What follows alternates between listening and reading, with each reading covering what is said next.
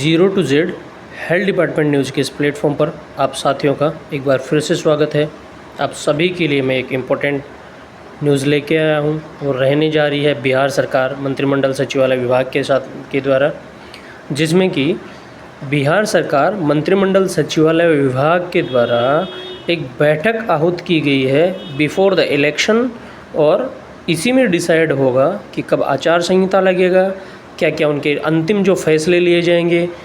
इस मीटिंग में जो फैसले लिए जाएंगे उनका जनता पे पूरा असर रहेगा, वो चाहे आपके गवर्नमेंट एम्प्लॉय हो, एनएचएम के एम्प्लॉय हो, या फिर प्राइवेट सेक्टर के एम्प्लॉय हो, या जनता हो, सभी के लिए इसमें अहम फैसले लिए जाएंगे।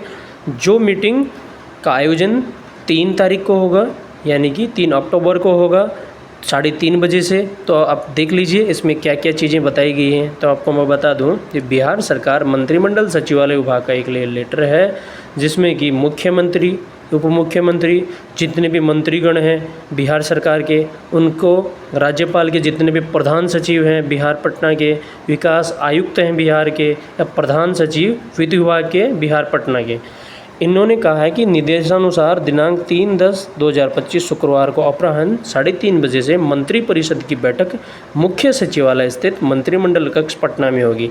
इनका कहना है कि ये जो मंत्रिपरिषद की जो अंतिम बैठक होगी आचार संहिता से पहले, इसमें ये होगी मुख्य सचिवालय स्थित जो मंत्रिमंडल जो कक्ष है उसमें ये मीटिंग होगी। कहाँ होगी? मुख्य सचिवालय जो है वहाँ पे जो मंत्रिमंडल कक्ष है वहाँ पे ये मीटिंग होगी।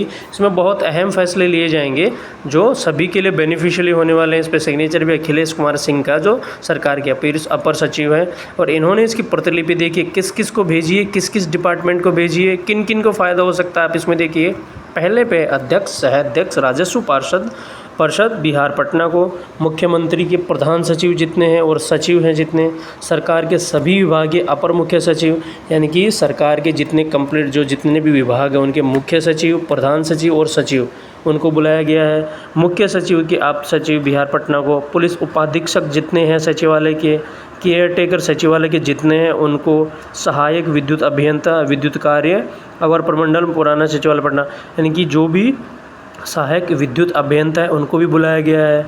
कनीय विद्युत अभियंता, उनको विद्युत आपूर्ति उपक्रम पटना पेशु, यानी कि कार्यालय अभियंता उद्यान विभाग पटना, प्रबंधन सचिवालय भोजशाला पटना, आईटी मैनेजर मंत्रिमंडल सचिवालय विभाग बिहार पटना, अपर मुख्य सचिव, विशेष सचिव, उप सचिव, अवर या सचिव प्रशाखा पदाधिकारी, संलेख प्राप्ति कोषांग मंत्रिमंडल सचिवालय विभाग पटना बिहार का सूचना समर्पित। यानी कि इन्होंने इन सभी को सूचना दे दी है। यहाँ पे इन्होंने प्रतिलिपि भेज दी है कि जो जो मंत्री हैं, जो भी मंत्रिमंडल के अंदर हैं, इनके जितने भी अपर सचिव हैं, जो सचिव हैं, प्रधान सचिव हैं, इन सभी को भी इसमें प्रतिलिपि भेज दी गई है।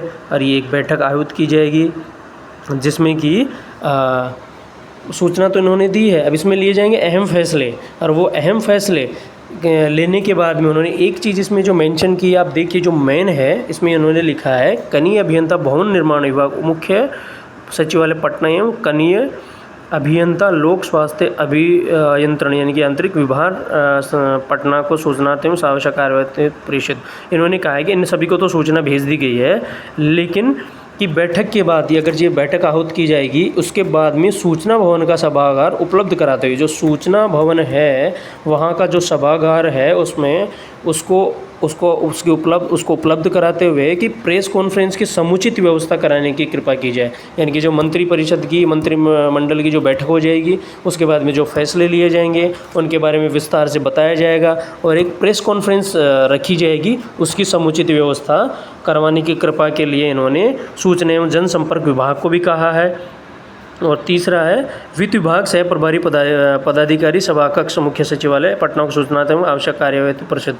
इनसे अनुरोध है कि अपर मुख्य सचिव, प्रधान सचिव के बैठने की हेतु सभा कक्ष के बगल वाले कक्ष में व्यवस्था की जाए। इन्होंने कहा है कि मुख्य सचिवालय पटना को इन्होंने सूचना दी है कि आवश्यक कार्रवाई है, तो इसको प्रेषित किया इस लेटर को, और उनसे अनुरोध है कि अपर मुख्य सचिव, प्रधान सचिव के, यानी कि जो भी सरकार के मुख्य सचिव हैं, प्रधान सचिव हैं, उनके बैठने की जो व्यवस्था है सभा कक्ष के उसके बगल वाले रूम में उनकी व्यवस्था की जाए। तो और इसके लेटर पे सिग्नेचर अखिलेश कुमार सिंह के, जो सरकार के अपर सचिव हैं। तो ये बैठक होने जा रही है 3 तारीख को। बहुत से लोगों को अपने कैडर की थी, जैसे कि एनएचएम में में बहुत से ऐसे थे जिनको कैडर की बातें चल रही थी, कैडर बन तो गया है, कैडर की अनाउंसमेंट किया था स्वास्थ्य मंत्री ने कि कैडर बनेगा, बहुत जल्दी देखने को मिलेगा। हो सकता है इस बैठक में उसके बारे में, कैडर के बारे में बोला जाए और उस कैडर की सूचना प्रेस कॉन्फ्रेंस के माध्यम से जनता के सामने रखी जाए। बहुत से डिपार्टमेंट हैं जिनकी सैलरी कम है, उन सभी पे एक मोहर लगेगी सैलरी इंक्रीमेंट की। या फिर बहुत से ऐसे डिपार्टमेंट हैं जो जहाँ पे कर्मचारियों की बहुत कमी है, उन वैकेंसीज़ को कंप्लीट करने की बहुत से ऐसे अहम फैसले लिए जाएंगे जो आपको इसके बारे में अपडेट दे दी जाएगी। आप चैनल को, अगर आपको ये न्यूज़, मैं सीधा आपको बता दूं कि इसमें मंत्रिमंडल की बैठक आहूत की गई, जिसमें मुख्यमंत्री, उप मुख्यमंत्री और जितने मंत्रिमंडल वो बैठेंगे, उनके जो सचिव हैं, उप सचिव, प्रधान सचिव हैं, वो सभी आएंगे और अहम फैसले लिए जाएंगे। उसके बाद में आचार संहिता का भी डिसीजन इसी मीटिंग में ले लिया जाएगा। कब से आचार संहिता लगेगी, उससे पहले कौन कौन से फैसले लिए गए, उनको लागू करना है, ये प्रेस कॉन्फ्रेंस के माध्यम से जनता तक दिया जाएगा। इसमें सभागार में प्रेस कॉन्फ्रेंस के आयोजन के लिए भी बोल दिया गया है। सचिव, मुख्य सचिव, प्रधान सचिव, इन सभी के लिए सभा कक्ष के बगल वाले रूम में व्यवस्था करने के लिए भी कह दिया गया है। तो और इसके बारे में जो भी सूचना 3 को मीटिंग में होगी, जो फैसले लिए जाएंगे आप सभी तक पहुंचाए जाएंगे इस चैनल के माध्यम से। अगर आपको ये सूचना अच्छी लगी तो चैनल को लाइक कीजिए, सब्सक्राइब कीजिए और न्यूज़ को शेयर कीजिए और साइड में जो बेल आइकन है उसको प्रेस कर लीजिए, ताकि आपको सभी नोटिफिकेशन इस न्यूज़ पे, चैनल पे आने वाले जितनी न्यूज़ हैं उन सभी का नोटिफिकेशन आप सभी तक पहुंच सके। धन्यवाद।